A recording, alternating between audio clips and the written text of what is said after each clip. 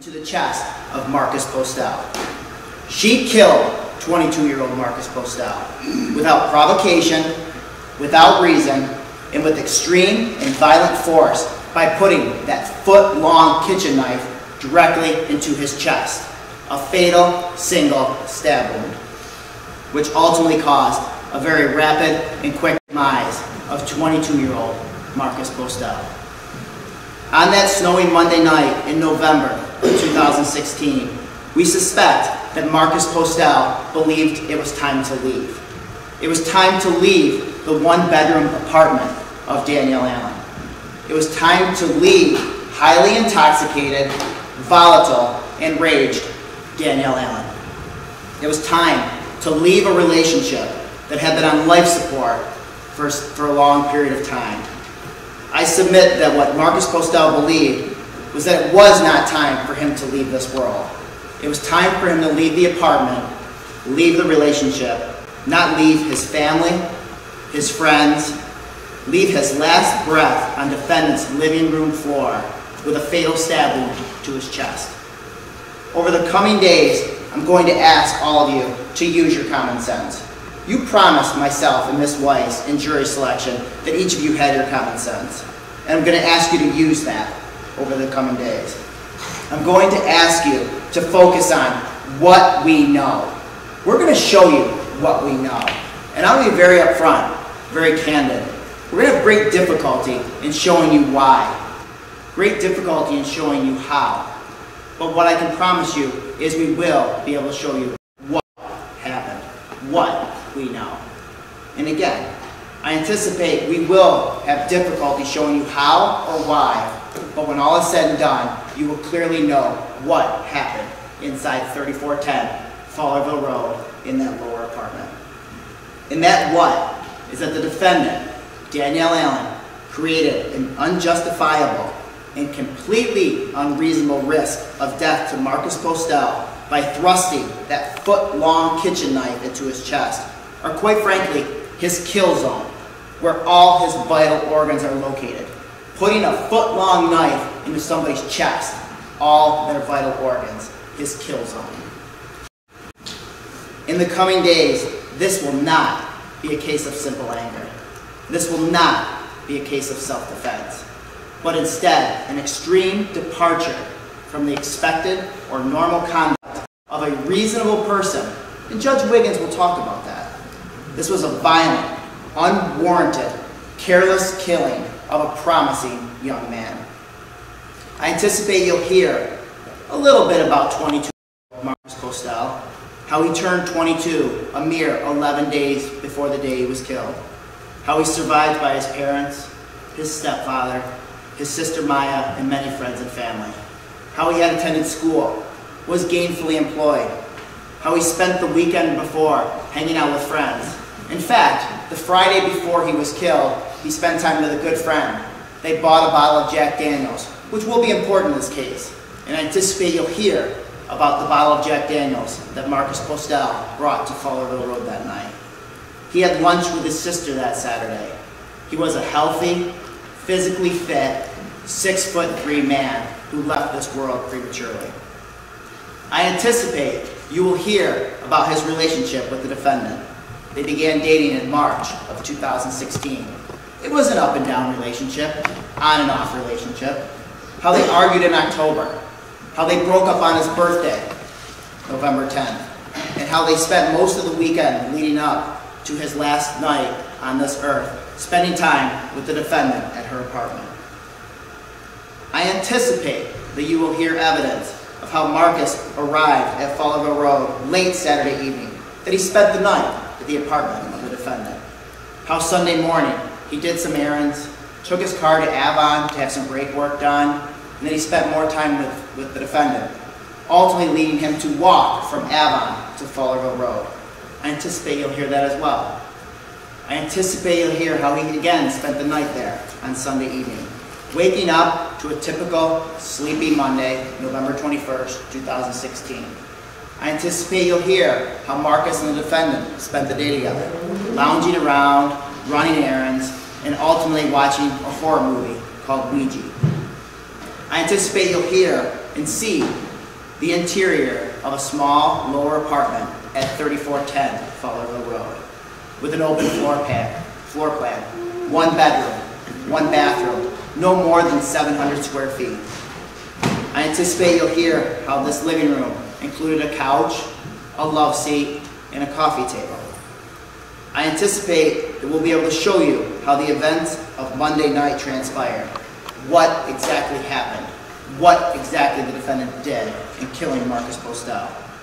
That there was some form of verbal argument in the apartment, possibly in the bedroom. That Marcus tried to leave, that he was packing up his stuff, that he had his Xbox video gaming system unhooked from the TV, ready to leave. That the lights were on. The interior of this lower apartment was fully illuminated with light. That Marcus was ready to head out.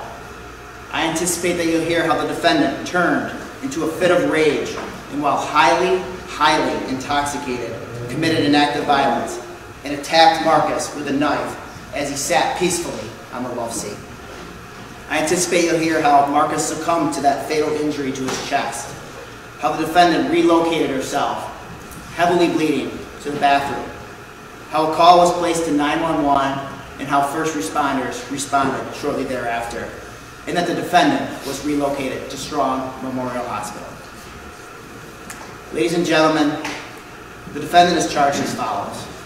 The grand jury of Livingston County, by this indictment, accuses Danielle M. Allen of the crime of manslaughter in the second degree in violation of section 125.15 subdivision 1 of the penal law of the state of New York, committed as follows.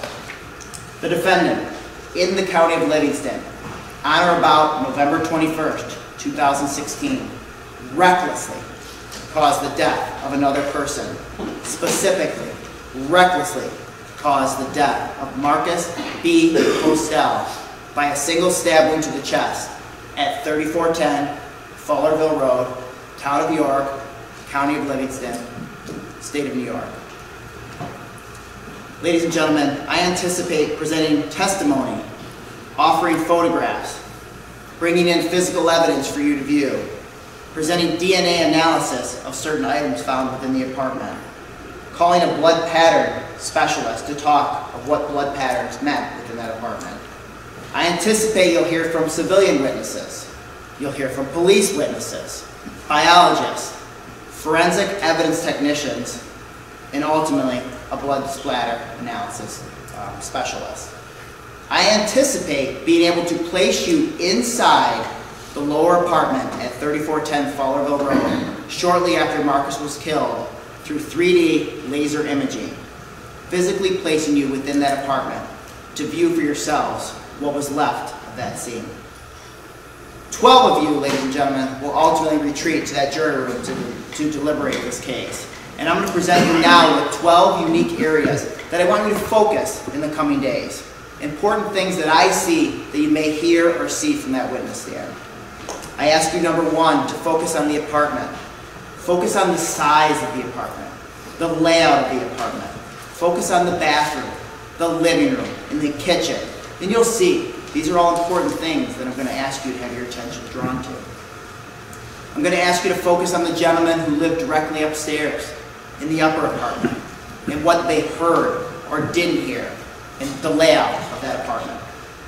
I'm going to ask you to pay very, very careful attention to the love seat, specifically 2 pillows, and they'll be referred to as D&E, where they were sitting when this incident happened. Number 4, I'm going to ask you to focus on alcohol, the various blood alcohol contents of the parties involved, of the defendant, and also possibly Mr. Postel.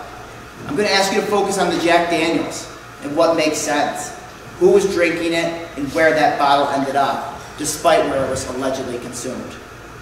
I'm going to ask you to focus on the Xbox, what the gaming system means to the general events that evening, the playing of the movie Ouija on this Xbox, and how the Xbox was found by the first responders. I'm going to ask you to focus on the 911 call, which I anticipate you may hear, and the information that was relayed to the Livingston County 911 Center from 3410 Fowlerville Road. I'm going to ask you to pay attention to the body of Marcus Postel. Marcus isn't here to tell you his story. But the evidence within his body will. Look at his size. Look at his fitness. Look at his hands and what I submit could be perceived as defensive wounds. Look at the fatal stab wound, how deep it was, how much force was involved. It tells you the nature of this violent act. I'm going to ask you to look at the knife, assess the knife, the size of the knife, how sharp the knife is, and what that ultimately leads to the defendant's intent. I'm going to ask you to focus on DNA, both the DNA again, of the defendant as well as Marcus, and where that various DNA is located throughout that apartment. I'm going to ask you to focus on Strong Memorial Hospital and the treatment the defendant received there, how she acted, how she talked, and again, the injuries that she sustained in this attack. I'm going to ask you to focus on Paul Kish, the blood spatter gentleman, and the blood. And I anticipate that he may be able to assist you with what exactly happened in that room. Ladies and gentlemen, after you hear all of this, after you hear all this evidence, I'm going to again ask you to use your common sense. I anticipate there will be no dispute as to what happened. No dispute that this is beyond anger. This is beyond self-defense. This is just pure and simple violence. I anticipate the proof will show that the defendant unjustifiably killed Marcus Postel, and we will ultimately ask you to render a guilty verdict of manslaughter in the second degree. Thank you. Defense intending to do an opening statement? We do, Judge, yes. Thank you. You may proceed. Please report, counsel, please you, ladies and gentlemen. November 21st, 2016, shortly after 10 o'clock at night, the Livingston County Sheriff's Radio Dispatch sent out a call. Female call, 3410 Fowlerville Road, Town of York. Someone tried to kill me. She's covered in blood. Now, just before that dispatch call, at 9 minutes after 10, Danielle Allen called 911. You'll hear the 911. She was hysterical, crying, frantic. She said, in so many words, "He tried to fight me. I need an ambulance. I have blood all over me." You'll hear the call interlaced with a few F-bombs, just to give you a little heads up. First officer at the scene goes into the apartment, 3410 Fowlerville Road, opens the door, looks around, sees a blanket, sees someone under the blanket. Saw Danielle Allen covered in blood. She had blood on her face, blood on her hair, she had blood on her arm, she had blood on her chest, her clothes were soaked. Her left hand was sliced. Inside the three fingers, second, third, fourth fingers, inside the palm, sliced. She was dripping blood.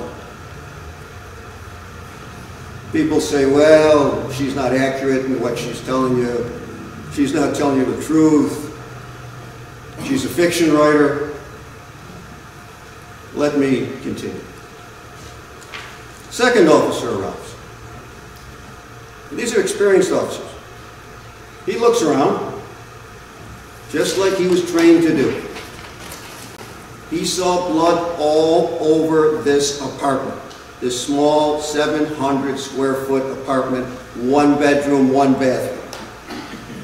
It was a crime scene investigation 101. It was an easy call. To an experienced officer, there was a fight. There was a violent struggle. Doing his job, he saw Miss Allen, and he asked her, what happened?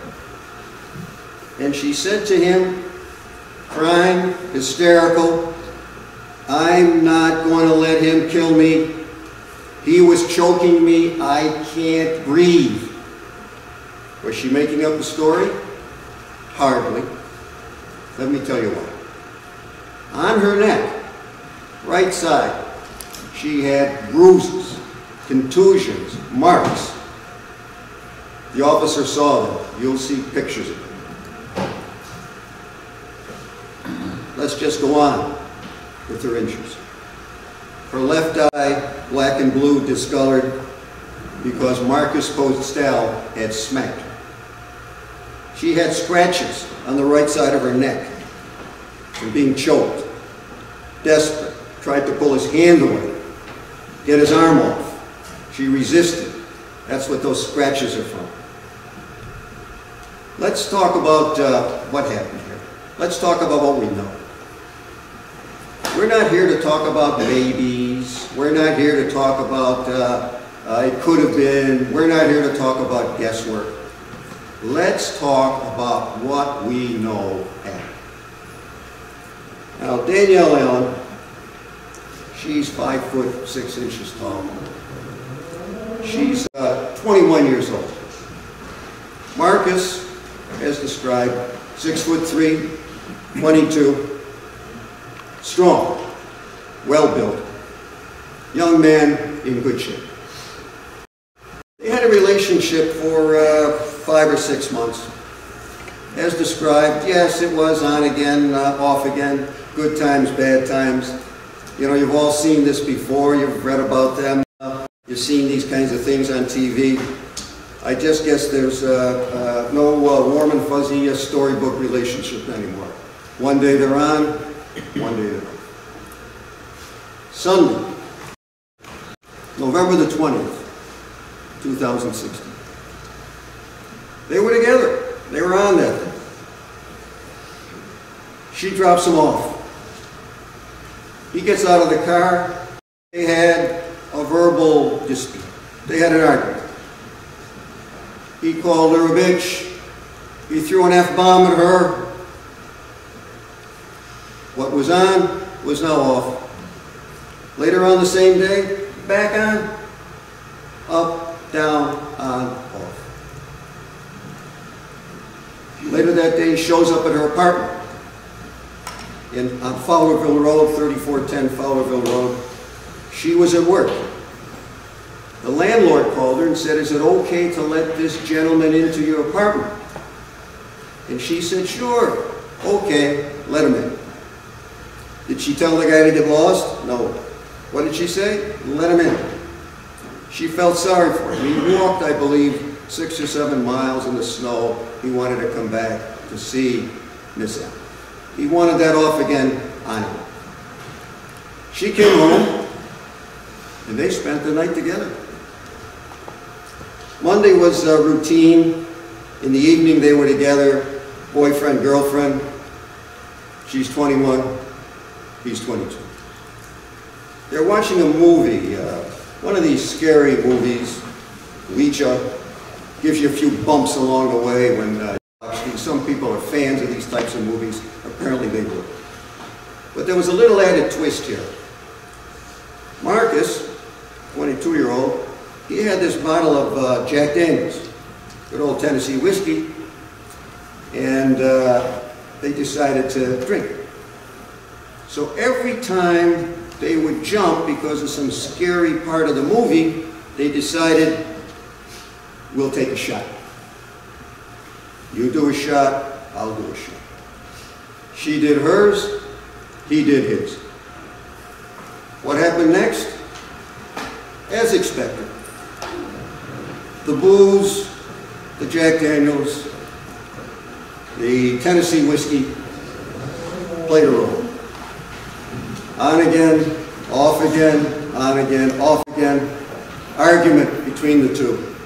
Argument escalated. Maybe because of the booze, but it escalated, and they often do. What caused the argument? The name of one of her past gentleman friends came up, and that lit a fire with Mr. Postel. So it was Mr. Postel who got angry.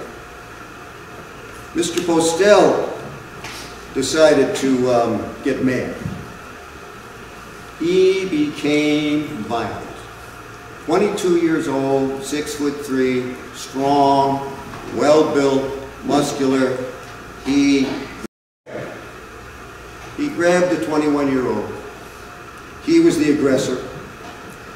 She ran a few steps into the kitchen. It's a very, very small place. You'll see it. You'll see it in the photos. Gets her in the kitchen. He pushes her. He smacks her, and he whacks her again. She was frightened, scared, afraid.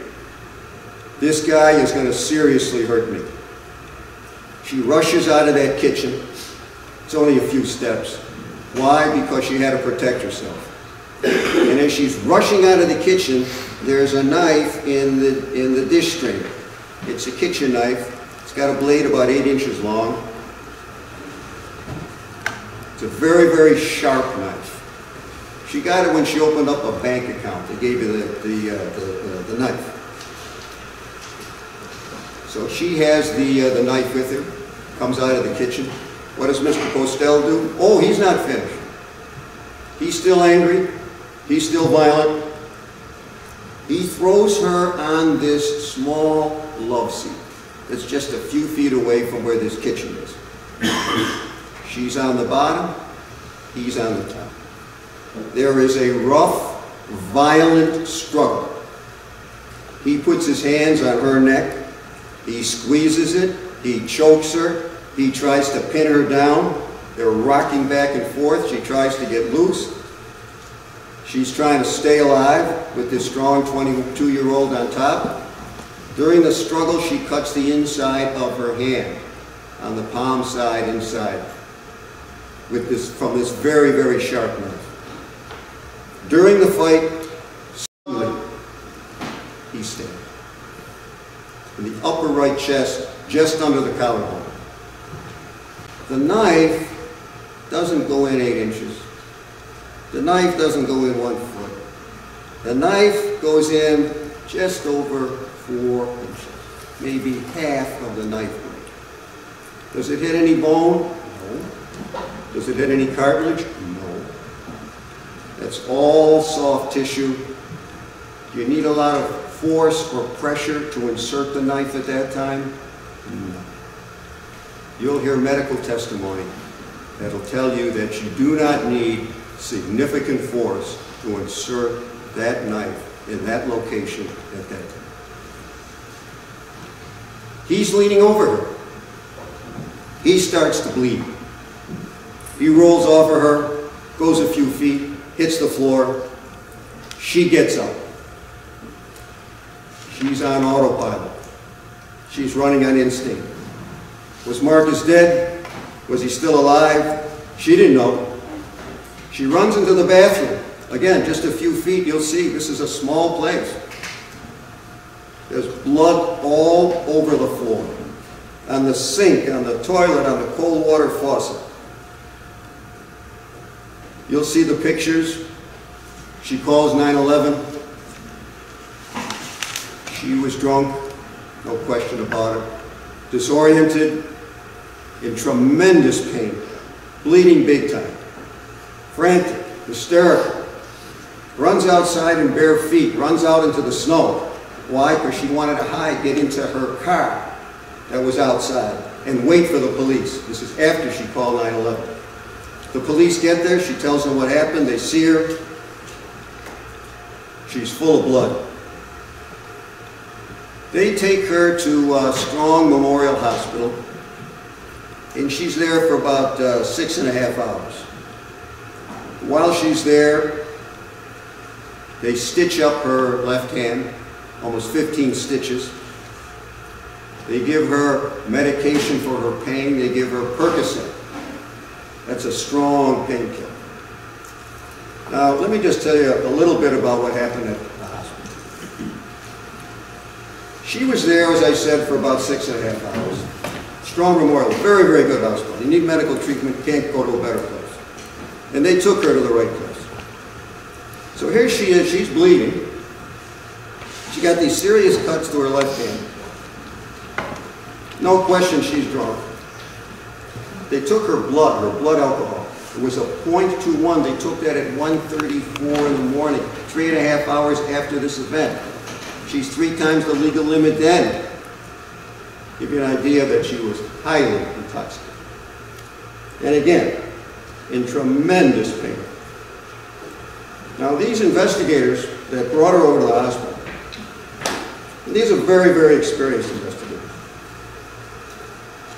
Did they leave her with the doctors to take care of her? Did they leave her alone to get the treatment they needed? Did they wait outside so that she could be treated and get stitches and have her pain relieved and whatever had to be done to her? No. They decided to stay with her for 6.5 hours, joined at the hip with Danielle Allen. 2, 3, 4. Did they call her father? They knew her father. He was most likely on their contact list, or speed dial as we used to say. Did they call her family? No. They stayed there for 6.5 hours, and they questioned her. Drunk as she was, in pain, bleeding, ignored it countless times, question after question to her. Repeatedly, she more or less told him the same thing. She says, look, I was choked, I was defending myself, I couldn't breathe. There's a transcript of that entire event at the hospital for 6.5 hours, over 500 pages. And when she talked to them in the condition she was in, did she fill in every detail? No. Did she know every minute occurrence? No. Was her memory 100%? No. Later, she recalled in more detail. She was his girlfriend. He was her boyfriend. She's still alive. Sadly, and I mean sadly, he's not. Did Danielle Allen want the relationship to end like this? No way, but it did. What's the old proverbial bottom line here? There was a struggle. It was violent. The girl was defending herself. She had no choice. Thank you very much. Thank All right, thank you, counsel. I again will remind you, what either attorney said or both attorneys said, it's not evidence. It doesn't become evidence. The evidence is about to start. You will base your decision on evidence. Why don't we take a brief break in case you're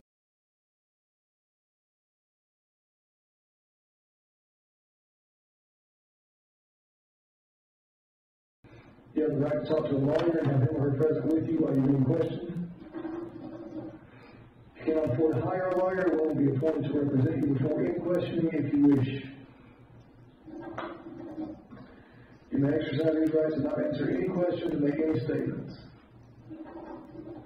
All right, the next line down here says, I have read my rights and understand each one of the best truth in this issue.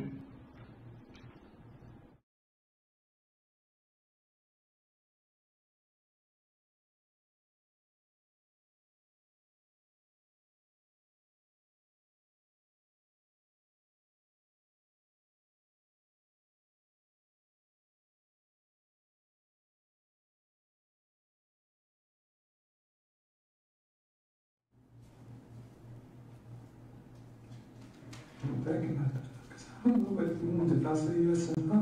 What do you mean you don't know what it means? If I say yes, am I get locked up if I say no? If you say yes, what that means is you're willing to give me a statement or talk to me about what happens next. If you say no, that means you're not going to talk to me. That's all that means.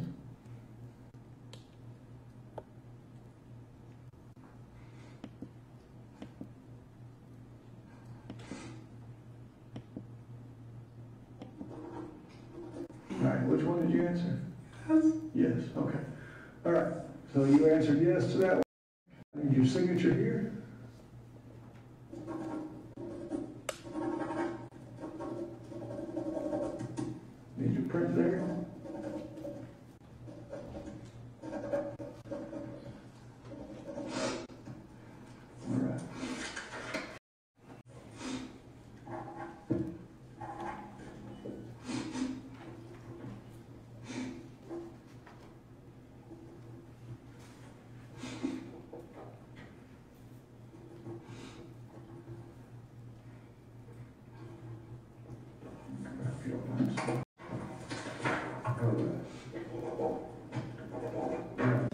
won't take that. Okay? This is your ID. Is all the information on there correct? Yes, sir. The address is right and everything? Yes, sir. Do you need some water, something through the voice, right? You need just some bottle of water. If I can have a bottle, that's fine. I'm trying to find about water. So, I'm just going to kind of take some notes as we talk tonight. So if you see me writing, it's not that I'm not paying attention, I just need to take notes, okay? You understand all that? Yes. All right. So, I just want to hear what happened. What happened tonight, the whole story. From when? Well, let's start here. What time did you call? Did you call 911 I tonight? had my mother call. Your mother called, okay. So what time was that she called? 9 something. Okay. So 8 something. let's back up. Let's back up to like lunchtime. Tell me around noon. Tell me about your day from noon until the time you get home. Lunchtime, I was on the highway coming back from Jackal Island because I was there to sleep for a conference for work. Was that noon? Let's say lunchtime, noon? Yes. Okay. Mm-hmm. Okay. So about that time, I would have been on I-95. Okay. And I came back. Got in the city and stopped my fiance's. About 4:15, stopped my fiance's house. What's her name? He, What's his name? Willie's Lane. Where's it? I don't know that exact address, I just know how to get there, but it's off of Dogwood Farms. You ever talk with him? 770 990 5434. You said it's off Dogwood Farms? Yes, sir. I'm gonna get him water. Appreciate that. Is that our flash on Dogwood Farms, that area, those times? Yes, sir. All right. And what time was that you stopped, you said? I got in town about 4:15. So about 4:15 when you stopped? Yes, sir. Okay, all right. And from there, went to pick up Kentay. It was about 6:30.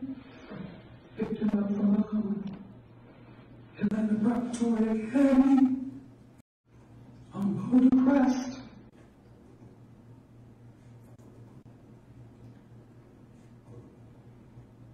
Then we started talking about his week in school. Because this week in school he had a very, very bad week. He kicked the teacher a couple of times, called the teacher and the principal a bitch. He acted like, bucked up at my mother like he was going to fight her. So we were just talking about his week and why it was such a bad week. Because the plan was that before I left, I told him that if he had a good week, that we would make some cookies and brownies and got back this weekend.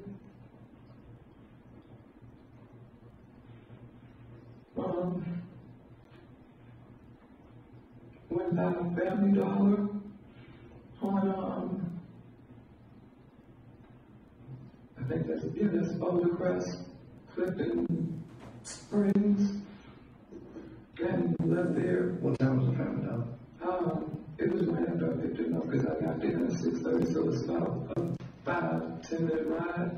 So, we left there, went to Rose's on Canberra Road. What time was that? That's probably about a 10-minute ride, I guess. Did you stop at Family Dollar? Yeah, I did stop at Family Dollar, went inside, they didn't have what I needed.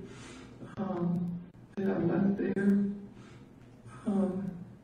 And the reason why is because I went in there trying to find, because I had surgery from back in January, and almost, and I was having some internal, so I went to 5 days.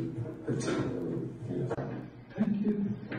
And you can work with get it clarity in your voice, so we can understand what you're saying.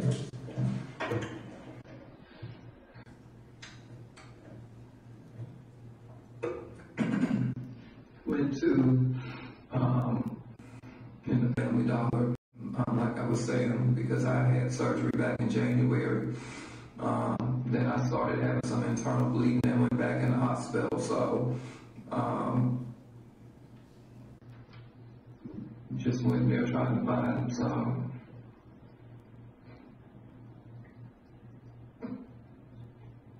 And I'm pausing because it's embarrassing. Because I have to wear them, is the thin maxi pads, and I couldn't find them. So then left there and went to Rose's. What's your ailment, please? At that time I had hemorrhoidectomy. Had some complications with that, and then the complications were it was the internal bleeding, but they couldn't find out where the internal bleeding was coming from. So overall, how you feel? Other than just always cold all the time. So how long were you in Family Dollar? You said you got there about 8:40. How long were you in? Walked to the back of the store, and I probably walked to the wrong end of the store because I was just trying to get home because I'd been on the road all day. So it wasn't even 30 seconds. 30 seconds. Were you there total more about 5 minutes or so? No, sir. Okay. All right, let's keep going. So Family Dollar And then went to Big Lots. What time? You said you went to Rose's. What time did you get? I'm sorry, Roses. It was Roses. I apologize. It was Roses. What time did you get to Rose's? From it would have been about 6:50ish, 7 o'clock-ish. 6:50 to 7. You were at Rose's. Yeah. Okay. Walked in there. All right. Where'd you go? Where happened next? Left Roses and then went home.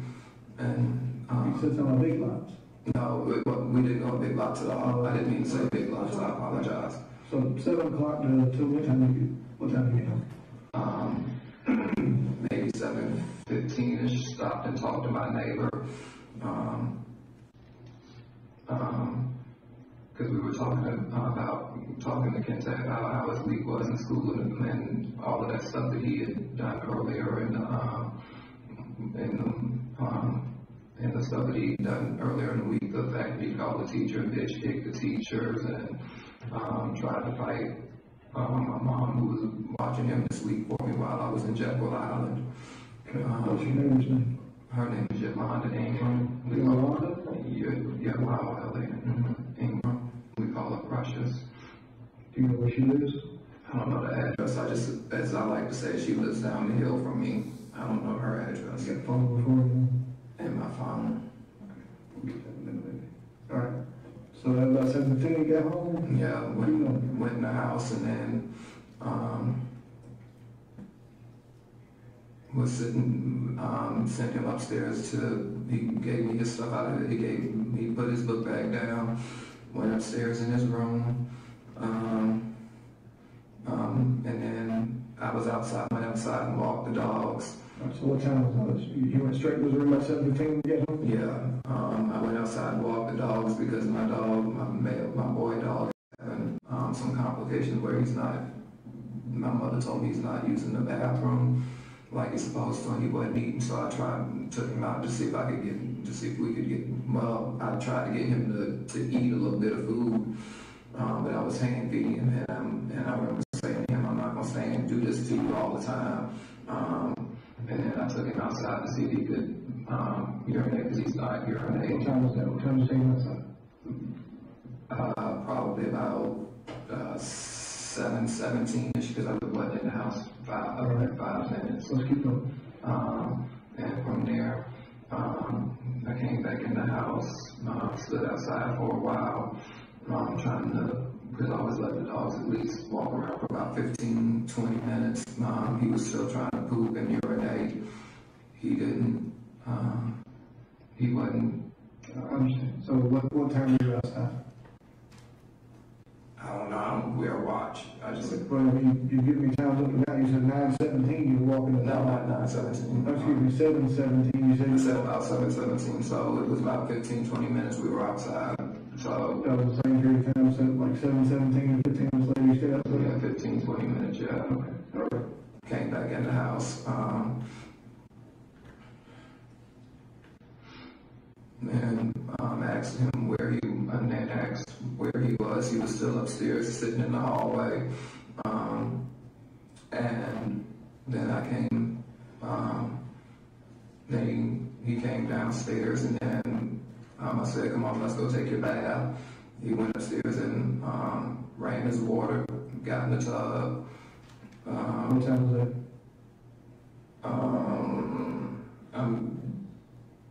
I don't know the time, so if I was outside 15, 20 minutes, so about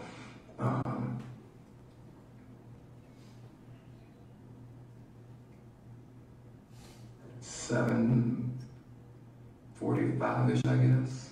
7:45. You told me to go to take a bath. Yeah, I want to say it was about that time.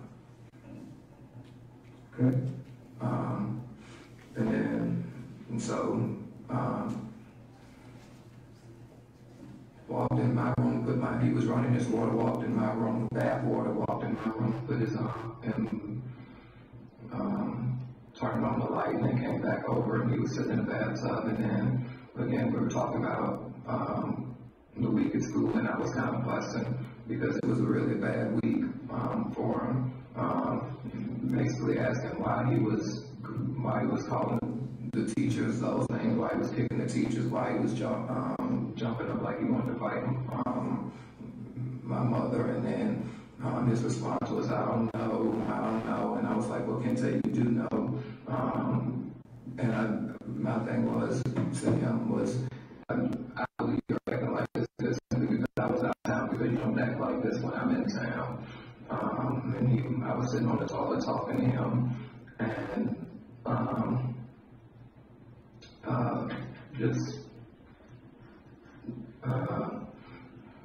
he was in the bathtub. Then I went to my room, because I like to make sure he washes at least 3-4 times, because today he came home extremely dirty today from the after school program, because it was grass stains in his pants, legs, and I noticed a hole in his, I want to say it was his left leg, I want to say.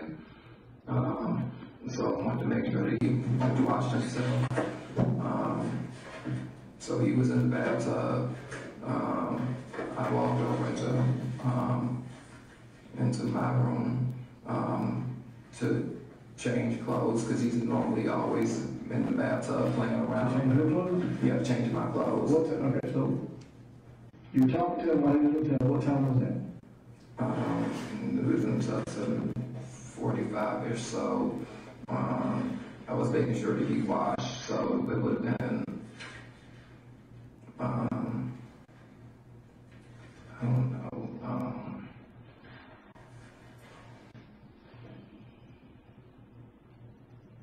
I really don't know. I really don't know. I don't know. 7:45-ish. So it would have had to been about 8 o'clock-ish, maybe. You were sitting in the bathroom talking to him? Yeah.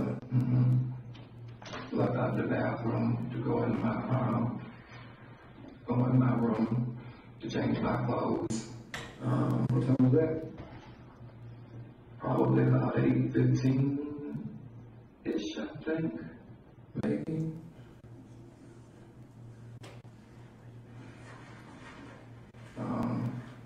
Came back to his in his room, found him laying in the tub, pulled him out of the tub, laid him on the and because he was non-responsive,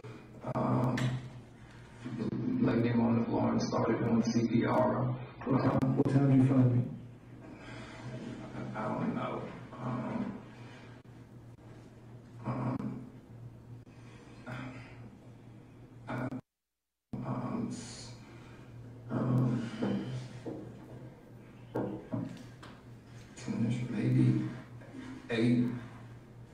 8:20ish, maybe 8:17, 8:20, because I went in my room, and came right back in to check on him, see what he was doing,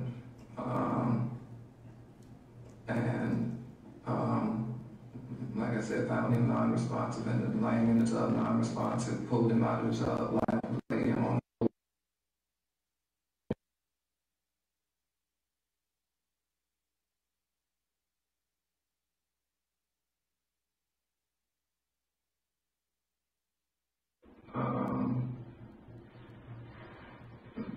Kept calling his name, trying to get him to respond, and kept doing CPR. And then I eventually called my mother up and told her to call 911. And I don't know what time that was. You know what time she called 911? No, because I just remember us getting to the hospital. When they were, or us riding to the hospital, because I went and grabbed some shoes and a shirt.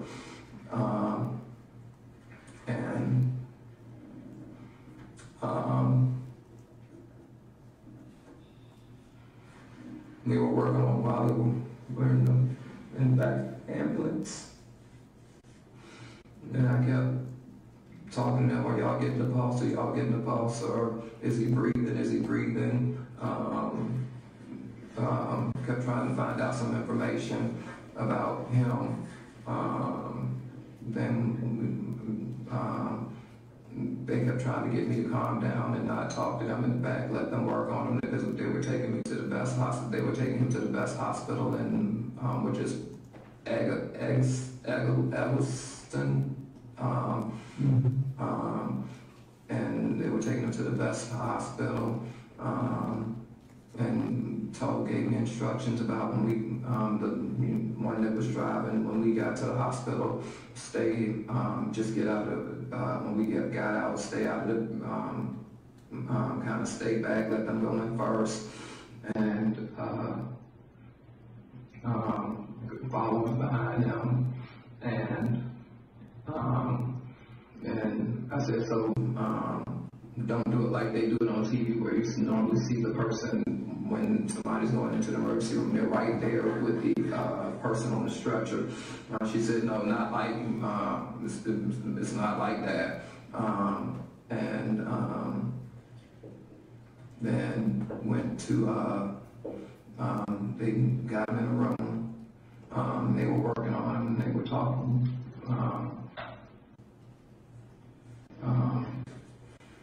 Saying they were still trying to get a pulse, because I kept asking about a pulse and if he was breathing, and they hadn't gotten a pulse. And I was sitting there in the hallway, and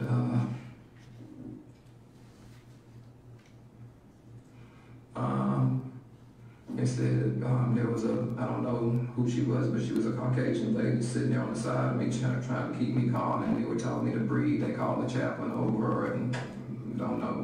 All I know is he had on, I think, a pink shirt and some blue pants. They were trying to keep me calm and talking and telling me to breathe. And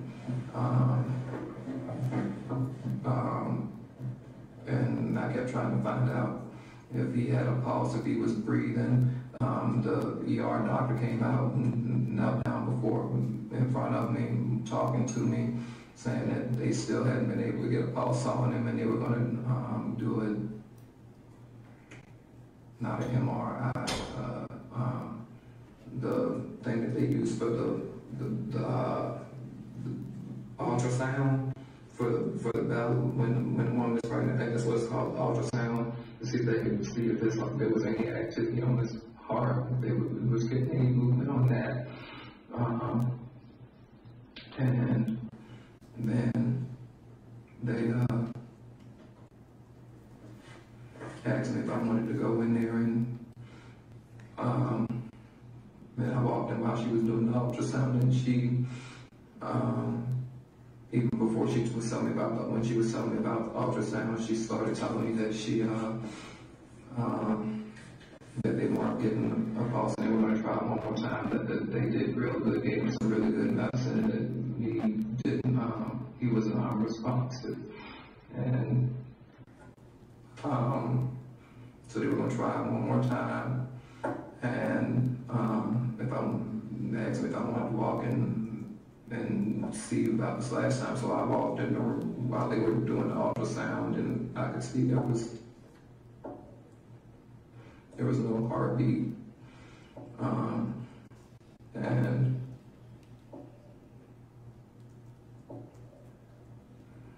she said,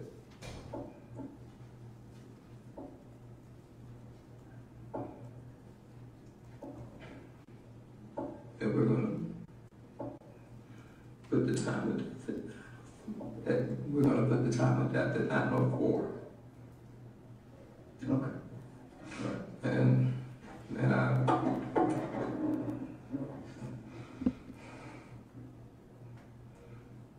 got a little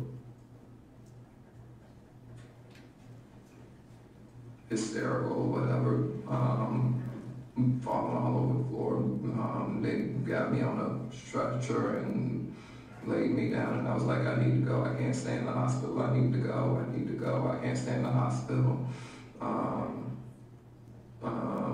Saying something to the effect is that this is one of the things that he and I have always talked about, because every time he does something that I'm the one that has to answer for all of this, and was just... Say that again? I said I'm the one that has to answer for all of this because and then I was rambling about how he had put his head through my wall because I didn't give him a birthday party for... What do you mean you're the one that has to answer for? Because he's so light-skinned, or he... I don't understand what you mean. What do you have to answer for? Because when I had DVACs call on me twice because he had marks in his face for stuff that he did, because he doesn't. So what would you have to answer for tonight is what I'm asking. That's what I'm saying. I was just rambling about that stuff. I was just saying, this is what he and I had always talked about. This is the type of stuff that I would always have to answer for, and that I was going to get blamed for, and that they were going to say that I was an unfit parent, and all of that. Let me hold you up for just a second. So, from the time you picked him up today to the time you found him in the tub, did anybody else ever have, not control, I guess is the right word, but you were caring for him the whole time? Yes, sir. You were in contact with him the whole time? Yes, sir. Did he have any injuries today? No, sir, not that I was aware of. The only ones that I saw was when I noticed on his feet when I pulled him out of the bathtub and I was trying to do the CPR on him. What was on his feet? I noticed on his right foot, the skin looked like it was peeling, and then on his, I think it was his left ankle, that the skin was pulled back or something. I don't know.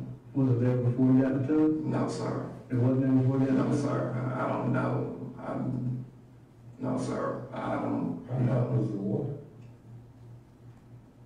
I've never checked his water, so I don't ever check his water, because he normally knows he runs his water by himself, because I've had to stop him from taking showers because he really would be having the water too hot. So when he sits in the bathtub, he always runs off completely cold water. So I never checked the water. He fills that fill up with cold water? He has in the past. So today you were sitting in the bathroom with him, right? So when I'm in the bathroom and the tub's full of water, I don't have to stick my hand in it and know it's hot or cold. You know, the bathroom gets warm, it steams up, whatever. So was the water hot today or was it cold? I guess it was where he was staying, because he was sitting in it, he was standing in it, he was washing. So how did he get those injuries? You said, listen, you told me you were in the bathroom with him the entire time. And then I went to my room. Okay, so how did he get those injuries? I don't know. I don't know. That's when I noticed it when I pulled him out of the tub. I don't know. The tub, was the water hot? Warm? How was it? To me, it felt warm. I just picked him up and put it. I don't remember. I just picked him up and put him on the floor. I don't remember. You think it was hot enough to burn the skin off his feet right now? Did you see it? That's when he was in the hospital. See that.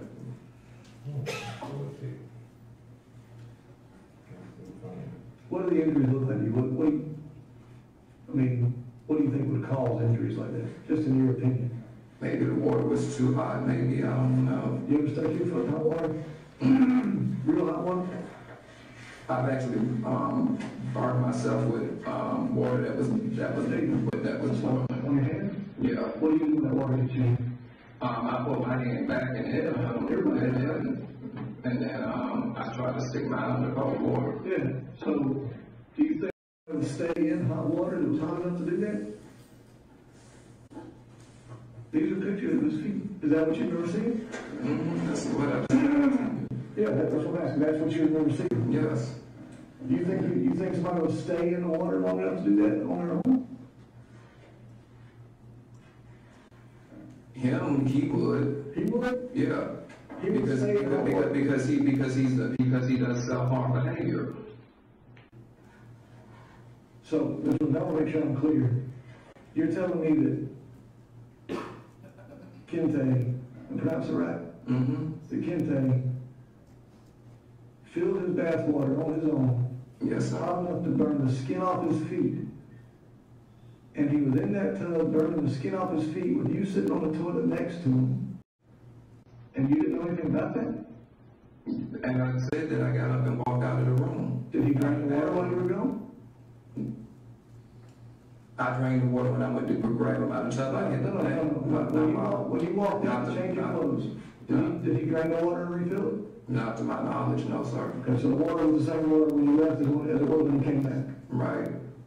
So you're telling me that water was hot enough to burn the skin off his feet, and you're sitting on the toilet next to that bathtub, and you didn't know anything about that? That's what you're telling me? Yes, sir. And now I'm feeling like y'all are trying to make it seem like I did something to him. I'm not trying to make it seem No, like I'm trying to get clarity. Yeah, I understand, but what I'm saying is what I feel like right now. I'm going to show you another room that was on him from there. No, on the same one, just a little further down. There we go. So,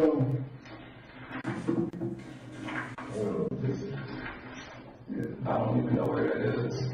no, there it is. So this is the same rooms.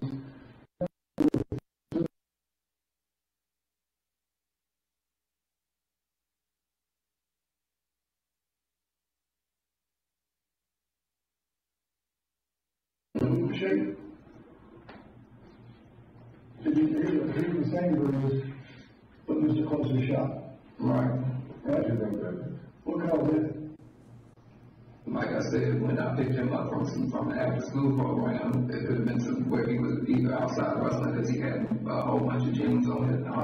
He had his coat was really, really dirty this time.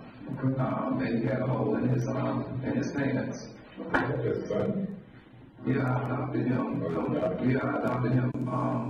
November 19th. We finalized on him. He got placed with me on June 27th. We finalized on June 27th of 2016. and we finalized on November 19th of 2016. He's been with you. He got placed with me on June 27th of 2016. We finalized on November 19th of 2016. And that's why I'm telling you all, he does self-harm behavior. He has put his head through my wall before because I did not give him a birthday party. Most recently, I was coming back in from walking the dogs because I would go walk the dogs at 5:45 in the morning while he supposedly sleep. I came back in my house. His room is right above the living room, in the living room door, and I heard a bunch of bumping in the room, and I'm like, and I just went ahead and Was your mother there today? Mm-hmm. She was there? She was downstairs. She was downstairs? Yeah. Okay.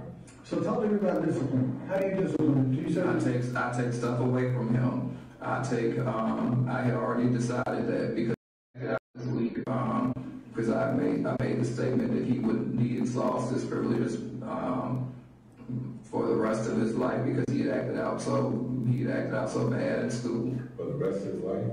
Mm-hmm. Of course, I've hit him one time in the past. What did you do? A belt A belt? on his behind. Did that cost you a belt? Not tonight, sir, no. What does it look like? I don't know. That's what I'm telling y'all. He came home with bruises. Okay, look, I mean- let me tell you something, okay? 'Cause I've been doing this for a little bit. I think you guys have been doing it for a long time, all right? We don't get, people in general, don't get bruises on their side in a very specific shape or a very distinct shape from wrestling around the ground. You know what I'm saying? I wrestled around the ground when I was a kid. My kids wrestle on the ground. They come home with bruises. They come home with bruises on their knees, their shins, their elbows.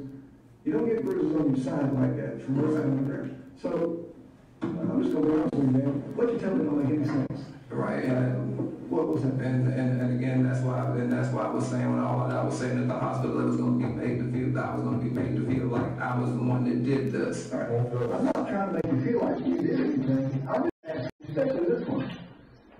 You're sitting next to a 10-year-old boy who apparently, from what you're telling me, Had self-harm behaviors. and was sitting in a tub full of scalding hot water, hot enough to burn the skin off his feet.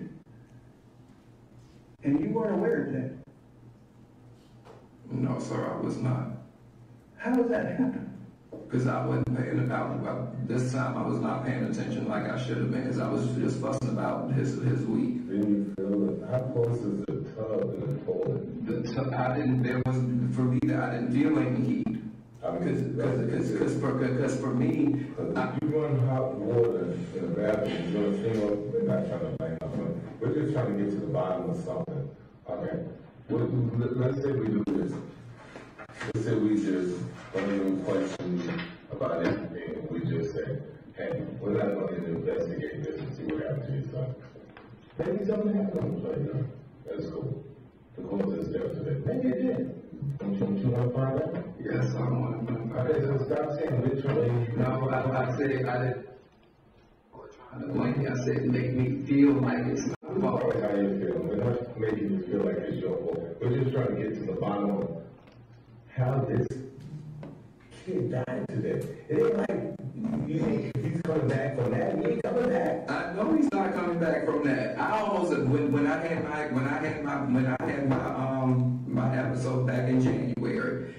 That's why I was trying to leave the hospital because I did not want to be there. My grandmother, who I was like this with, she died in the hospital. When I went to the hospital in January, I did not think that I was going to be there. He was dead before he got to the hospital.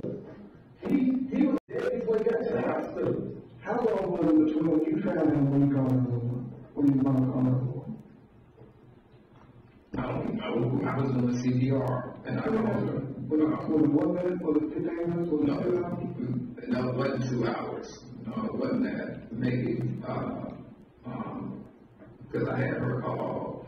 I yelled down the stairs and said call 911, and then I heard him gurgle, and I was like, okay, we're getting somewhere. And I kept doing the group questions, and I heard him, and I heard him gurgle, and then I was doing the breaths on him.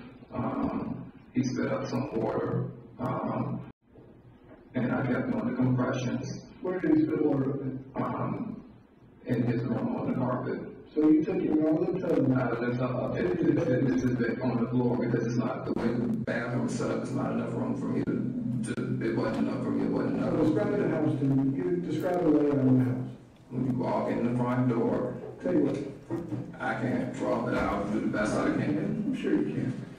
It's just squares and draw it from Front. This is the living room. Well, this is the front door here. The stairs are over here.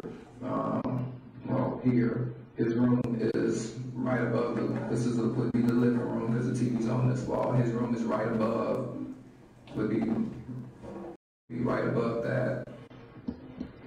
Are you interested in the bathroom in relation to That's what I'm getting ready to go. That's what I'm getting into. His bathroom is here. His bathroom is right off here. Then his top, and then his bathroom is right. It'll be somewhere right here. The tub is here. The toilet is here, and then the sink is here on that wall. And then my room is right on the other side. Then there's a large room here. Then my room is right there on the other side. And back downstairs again, that would be the dining area, and this would be the dining area. So right above that would be the would be my bedroom, so in my bathroom, this would be my tub, this would be his, this would be my toilet, and that would be my sink with my mirror right there. Okay, so that's his bedroom. Take him to the bathroom? Yes, he had his own private.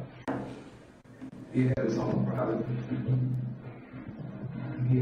private bathroom. Okay, all right. We had separate, it was set up roommate style. So, let's just get back to this. How old are you in that tub? You 10 years old, right? Any given time for those shoes? To the one that knows conditions? He had ADHD and autism. Okay. Anything else? Just seasonal allergies. Allergies? So no like major medical conditions? No. And he's 10 years old?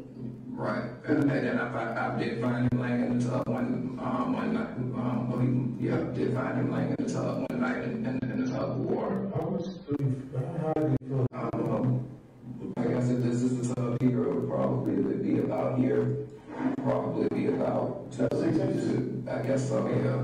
So he was laying 6 inches of water when you found him before? Yeah, he was just laying back asleep. Like this right here. Which one was it?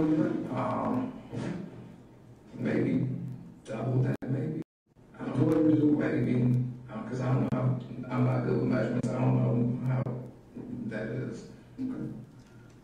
So when you found him, how was he laying? He was laying face down.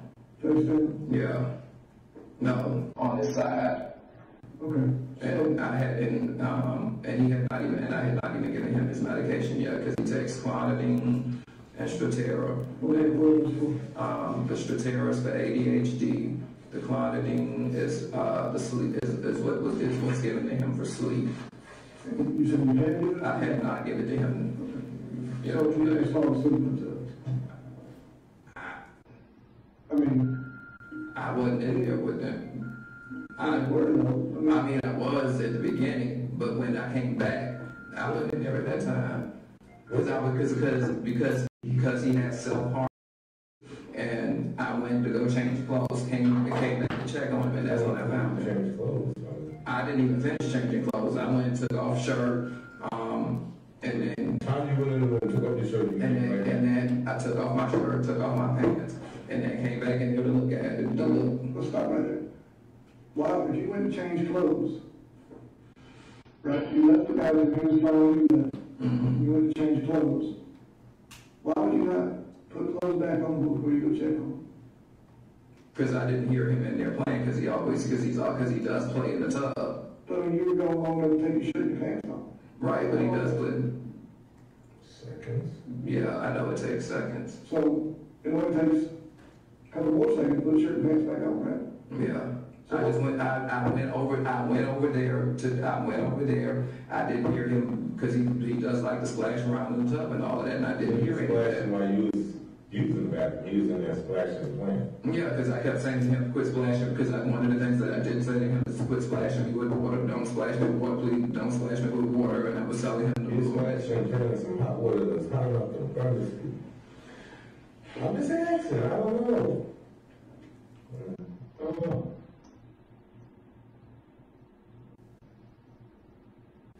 So let's give it a minute. In the minute it took you to walk out, take your shirt and pants off, you realized you didn't hear him anymore. What was going through your mind then? What is he in there doing now? I actually thought he had gotten out of the tub. So rather than get dressed, you went back in there? How were you clothed when you went back? I had on my underwear because I don't have on a t-shirt. Okay. So you went back in the underwear? Yes, sir. Rather than just put pants back on? Yes, sir. Yes, sir. Because I didn't hear him. So how long total were you out in the bathroom?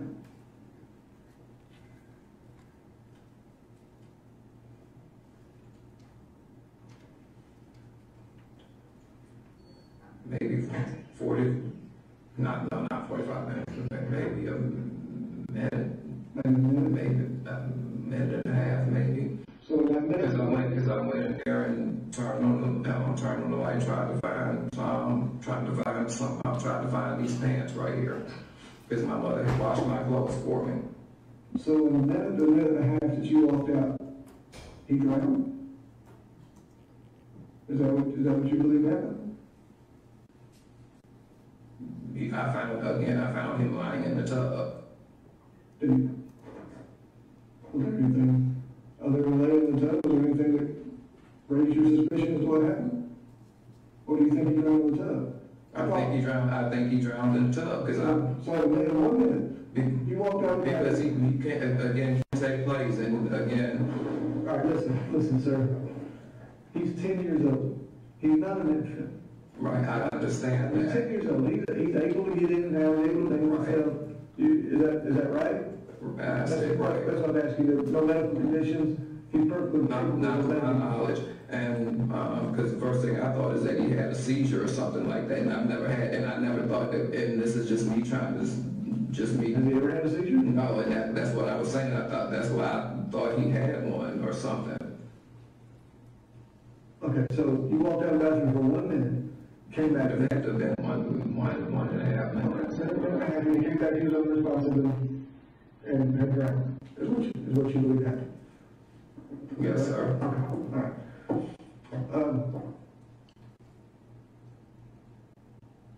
So what would you say if I told you that the doctors, the professionals, said he had been dead for a long period of time? What's a long period of time? A long period of time. Because I was doing CPR on him. I'm not talking about like 15 minutes. I'm talking about a long period of time. No. What would you say? What would you say if I told you that? I'd be shocked. You'd be shocked? Yeah. Okay. So,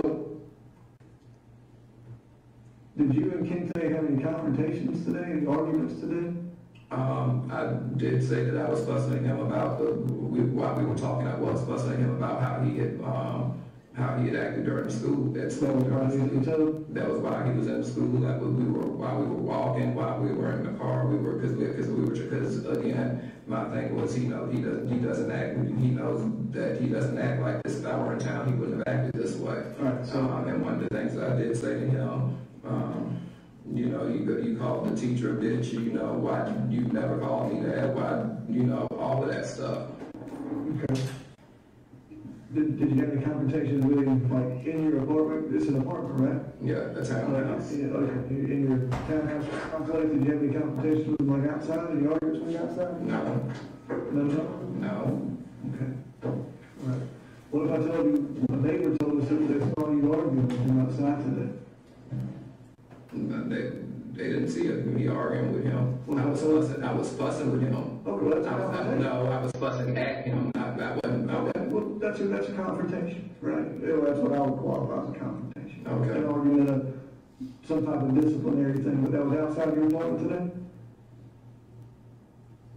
When I got out of the car, we walked over to my neighbor, and I told her that this was what I told her what he had done earlier. I'm talking about between you and Kente. Were you fussing him outside today? Not at the apartment complex, no. So what if I told you that a neighbor said they saw you today and fussing at him outside of your apartment? I wasn't fussing at him. The only thing that I said to him is when we were walking to the house is, come on, let's go. Because he was actually walking in front of me. Were you touching him? No, I wasn't touching him. Okay, so let's do it again. What if I told you two neighbors told me the exact same thing at different times? That they saw you, both of them describing the same incident, saw you fussing at him outside your apartment today. I don't remember fussing at him outside my apartment. So they're lying? I'm not saying that, but I don't remember. I'm telling you, I don't remember fussing at him outside my apartment. All right, look, we're going to wrap this up, okay? I mean, none of what you tell me makes sense. Yes, none of this makes sense. Everybody, I want to summarize. You told me your 10-year-old son filled the bath with scalding water, hot enough to burn the skin off his feet.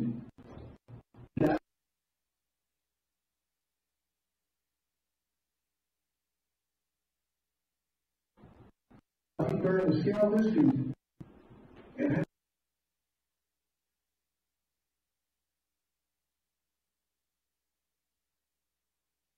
splashing you. But you told me you didn't know how hot the water was. You said it was catching. He was, but when the water was hitting me, it wasn't splashing. It wasn't hot. It was hitting me. I'm just summarizing what you told me. So he sits in this tub full of scalding hot water, now to burn the skin off his feet. With you sitting right next to him, until you walked out of the bathroom for a minute to a minute and a half, and came back and found your 10-year-old son, who was perfectly physically capable. You found him laying on his side in the tub, apparently had drowned in a minute to a minute and a half. Now, if I'm telling you that story, and you're sitting in my seat, does that make sense to you? No, sir, it does not make It sense. does not make sense. And I understand self-harm. I've dealt with cutters. I've dealt with kids who bang their head on stuff. I completely understand The only thing he has not done was cut himself. Okay, well, I completely understand self-harm. This is not self-harm.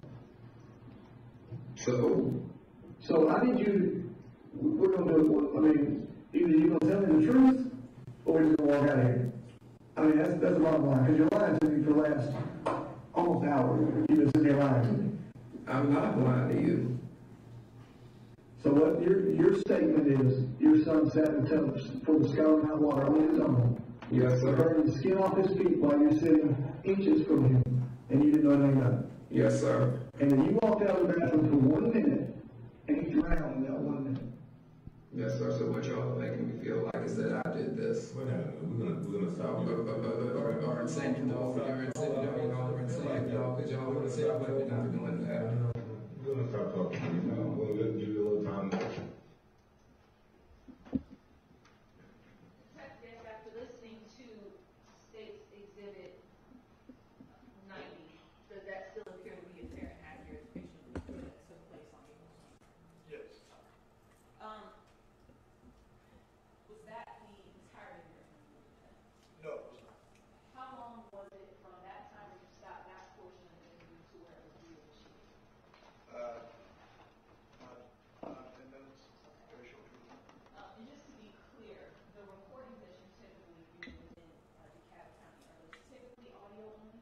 Yes. Okay. And obviously there was another individual in the room. Who was that? That was. And is it customary to have another detective present during the interview? Yes. Okay. And you said that this interview occurred starting around 12:30 in the morning, correct? Yes. What was Kente's time of death, approximately? Somewhere around 9 o'clock. Okay. So this is about 3.5 hours after his child was pronounced dead. Correct. And there were some pictures that you showed to him during the interview, is that correct? Yes. And where did you get those pictures from? I took a few photographs while I was at the stand. I want to show you what's previously been marked as States 21 through 29. If you could take a look at these and see if any of these appear to be similar in nature to the photographs that you showed to the defendant during that interview.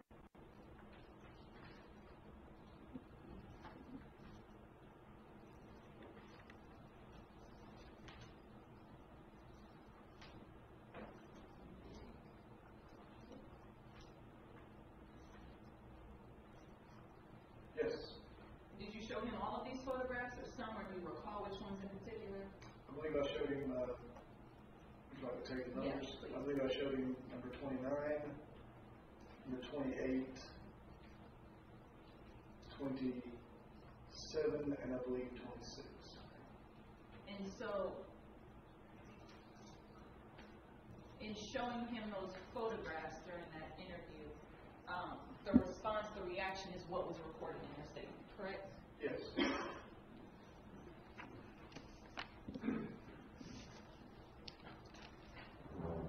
I want to quickly, who reinitiated the interview? The defendant did. Okay. And how was that done? There's a uniformed officer in the hallway outside the room he was in, and he was able to make contact with that officer, and the officer came and located myself. Yes. Now, during his statement, he provided you with a timeline, correct? Yes.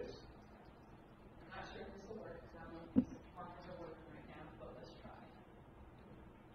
So the timeline that he gave you in the first part of it,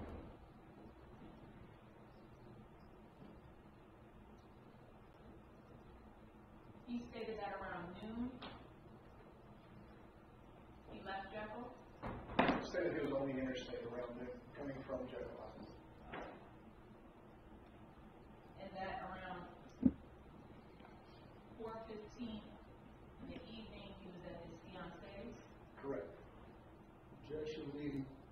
Okay. What if Don't anything? leave you with Thank you, Judge. What if anything did he say he did around 6:30? At 6:30, he stated he arrived at Kente School, I believe it's called Atlanta Preparatory Academy, to pick up Kente.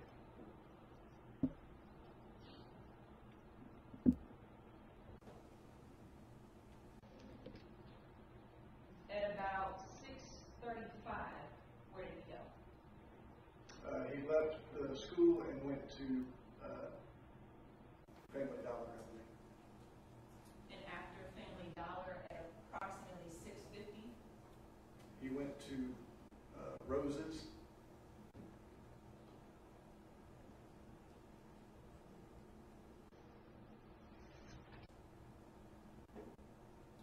at approximately 7:15, where did you say he was? He was back at his apartment complex.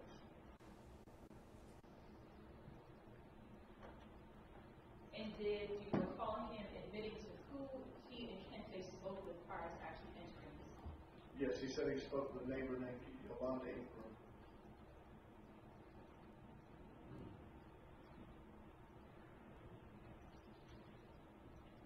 Then, at approximately 7:17, do you recall where he said? He was walking his dog, or dogs.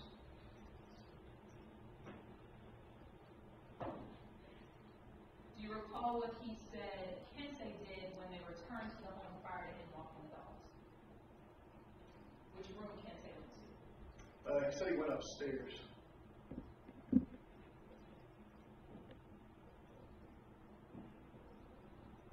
Did he say approximately how long the dog walk lasted? I believe he said approximately 20 minutes, 15 to 20 minutes. Do you recall what he said happened at about 7:45 p.m.? I believe he said he came inside and Kente was still sitting upstairs in the hallway. Do you remember what, if anything, he asked Kente to do? I believe he said he called him downstairs and then told him to go get in the bath.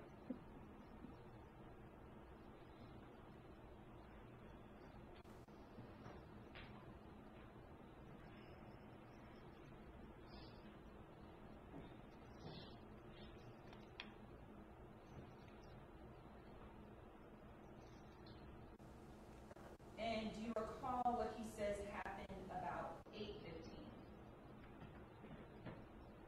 About 8:15, I believe he said he walked out of the bathroom to, I believe he said change his clothes.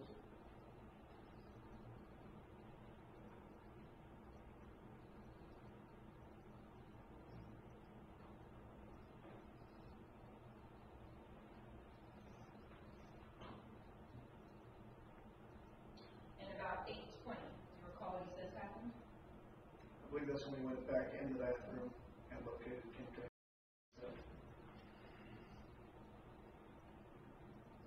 And what was Kente's condition? He described it as laying on the side, unresponsive.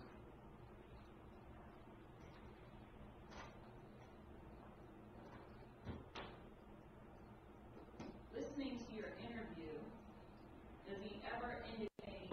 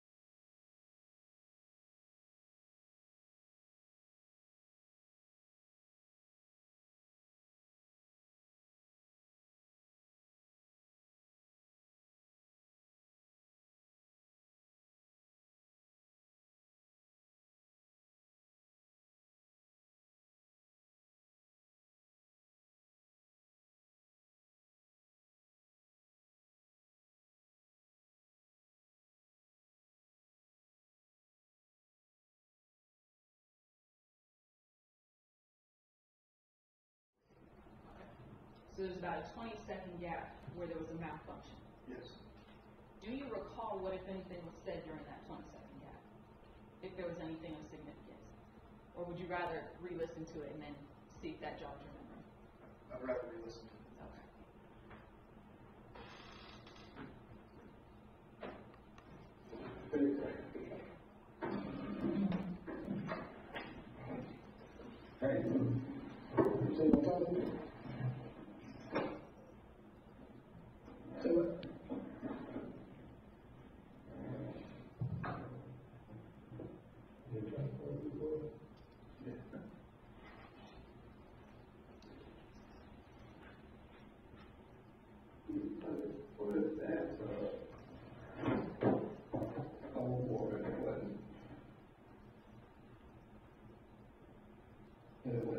Hot water, and I turned the hot water on, and he didn't tell me it was too hot. But he was also in the tub. The other thing that I forgot to tell y'all earlier was that he was in there acting like he was swimming. And I did try to grab him up out of the tub to keep him from swimming in the bathtub, but he didn't. But while the water was running. And not about the water running. And then You think that's what's right there, too? yes, sir. You think it was just hot water from the stove and the tea kettle? No, sir. I wouldn't dare do that. No, sir. I wouldn't dare. God, no, I wouldn't dare do that. No, sir.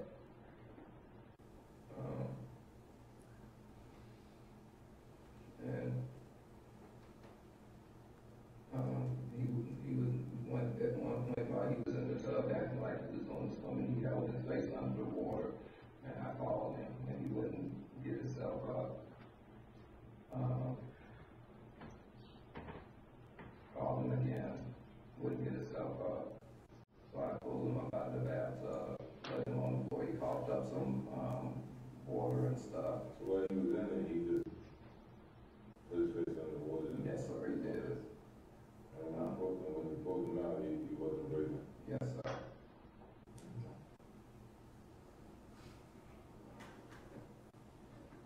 You said he caught water. You do that on his own? I started doing compressions. And he coughed up some water, like whatever he had at I guess some of whatever was mixed in what he had at the after school program. So he threw up? Yeah, it wasn't a little bit. I mean, it was just a little bit. It wasn't a lot. You haven't cleaned that up, did you? There was a blue towel in the room that I wiped the floor because I went and grabbed the towel because I wanted to wipe his mouth because I knew I was doing compressions and I was going to do the mouth to mouth.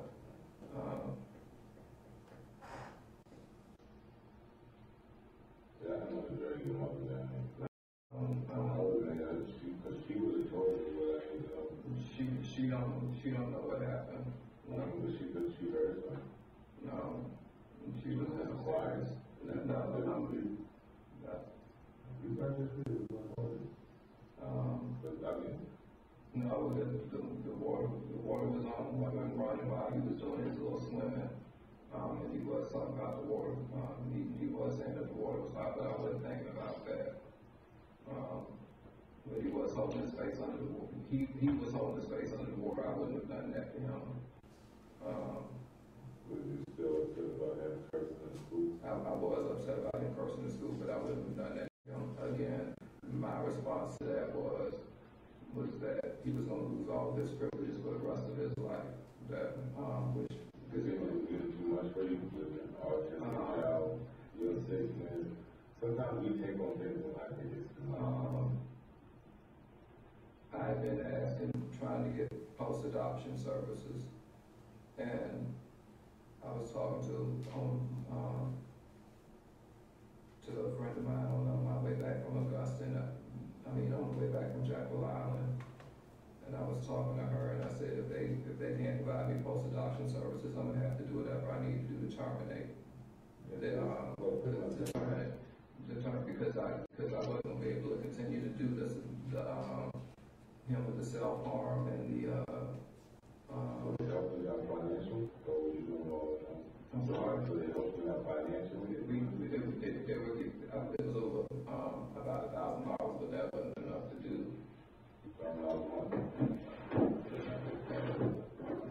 Let's talk about, you said if they wasn't happy, you wasn't going to hand out. Post-adoption services, because the last time I got when he, on his bunk bed, because I had to take his bunk bed down, where he stuck his, that's what I was trying to explain before. And do you mind if I say like this, so let me put my arms back out? The bunk bed is actually, the bunk bed was, this is the bunk bed, and there was a ladder here with the rungs. He had his head, and when I came that morning, when I came in from walking the dogs, he had his head in the rungs, and he had got scratches in his face and a bruise on his face, and I had him, took him to school, and I said, Kente, we can't keep doing this. Every time you do this type of stuff, I always have to explain this. And DFAX came to the house that Friday night about 10 o'clock. And we had a conversation.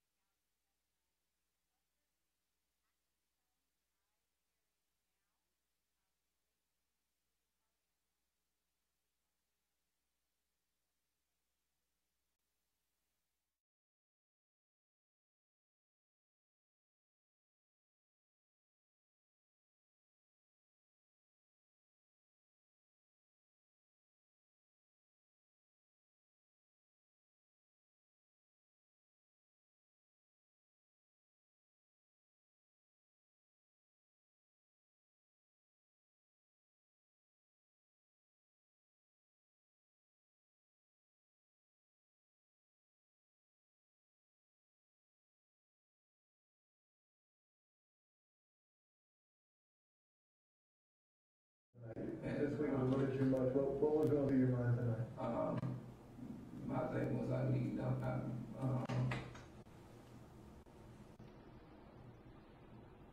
my thing was I just wanted him to own up to what he did. And again, I left the water running on a little bit too long. You think you got a little rough with it? Just a little bit. How did you get rough with him? While he was doing his little swimming, I think I might have pushed him down in the water for like 30, 45 seconds, so. Yes, sir. Yes, sir. How many times you did that? Twice. Twice.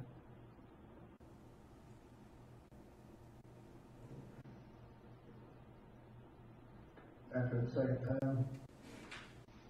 After the second time, he was still doing his thing. He was laying on his stomach, just under the water, like he was moving. And that's when I went to go change clothes, and then I came back in, and obviously was on his stomach and then on his side, and I grabbed him out of the tub, hit the thing to let the water out, and put him on the bed.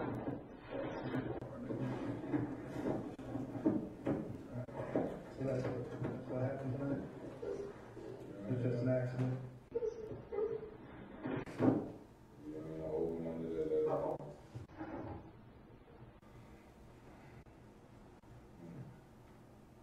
At least you know you got it off your chest. I don't want to bring everybody into this because it's my fault. We're glad you told us what happened. We could have avoided that. I don't want to put it jail. That ain't going to jail. We just want to do what we have to do. It's going to be up to the court system. We just do our little stage, and the court system do their little stage. The accident does happen, like you said before. You didn't need for it to happen. So much going on, so much on you. Autistic child, you being sick. You know what I mean? So things just got out of hand today. You held them there long, and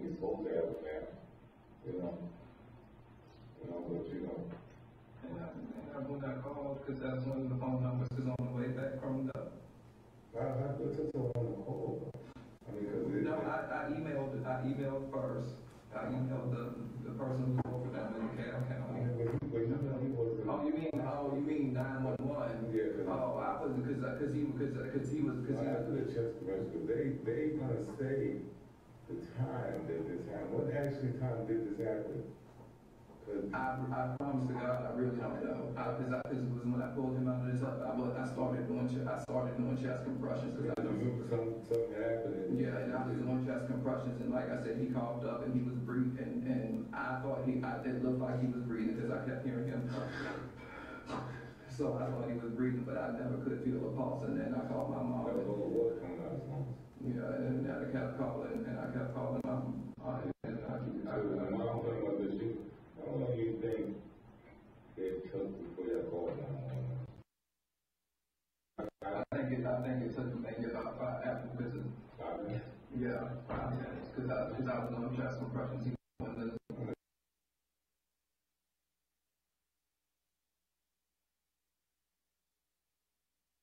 No, what is that time with that time frame? Because it was something needs to be said, like you just said. No, you held him down.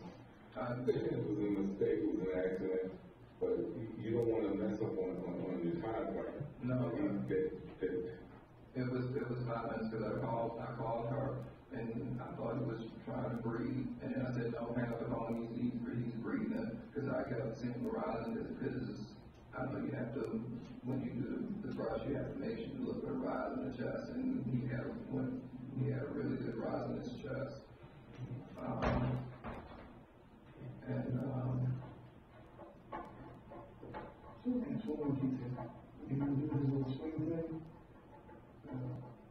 Were his feet toward the faucet? Yeah, his feet were towards the faucet, because that's how he always sits in the tub, and then if this is the faucet over here, he always sits extremely close to the faucet, so then he turns over and gets his little swim. So that looks right to a spin on his feet. Did you actually see it burn his feet? No, sir. I didn't notice it until I got back until I pulled him out of the tub. Now, we being honest with each other. Yeah, I am. Okay, I believe you. I believe you, and I want to thank you. I thank you. Because like I said, I wouldn't go down tomorrow. I really would. I know that you were going to go down, you know what I'm saying, you were going to go down, and I got to be the voice for this kid.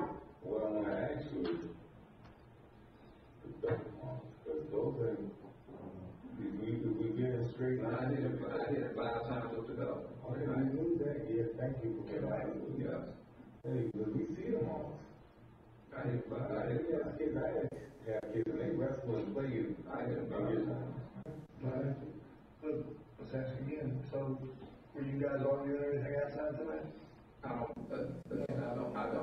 recall arguing when I was walking with him, and I walked over to my neighbor to Yolanda, and I said, she was sitting outside with one of her friends, and I was telling her what he had done in school, and she had talked to him, but I don't remember arguing. Were you like escorting him in? Were you touching him? Yeah, I did have him like this behind his neck, because I walked with him like that several times, because he has what I call spatial reasoning issues. Did you say anything to him when you were walking in? Walking into the house? Yeah, when you had your hand on the back of his neck, did you say anything to him? Tell him what was going to happen and everything? Was making a joke, and it was a bad joke, and now that I think about it, what was the joke?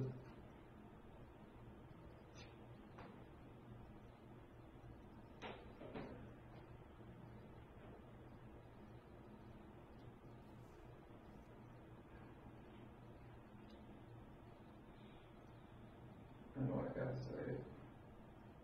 Take your time. It was a really bad joke. And I just said he was gonna die tonight, but it was a really bad joke. And that was not my intention. My intention was popping him with the belt a couple of times for acting out in school. And told him and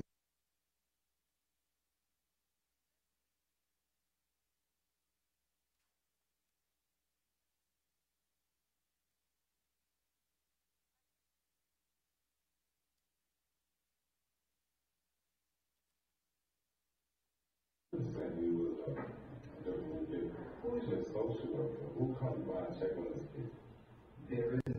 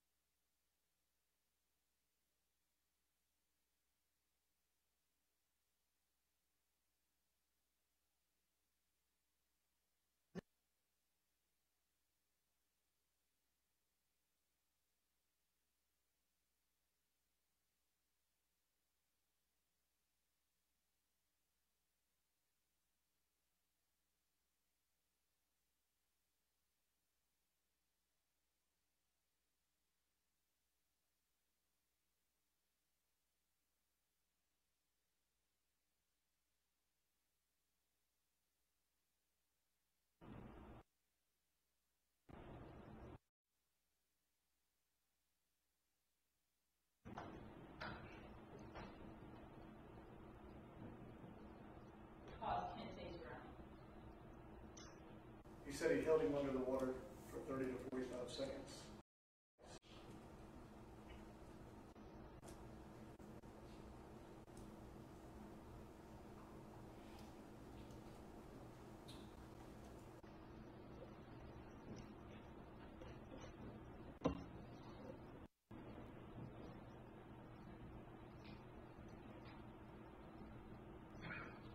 What did he say was the cause of Kentei's injuries to his feet? He said he turned the water in the tub on, and he turned it on too hot, and the water was hitting Kentei's feet. Kentei complained that the water was too hot, but he left it running.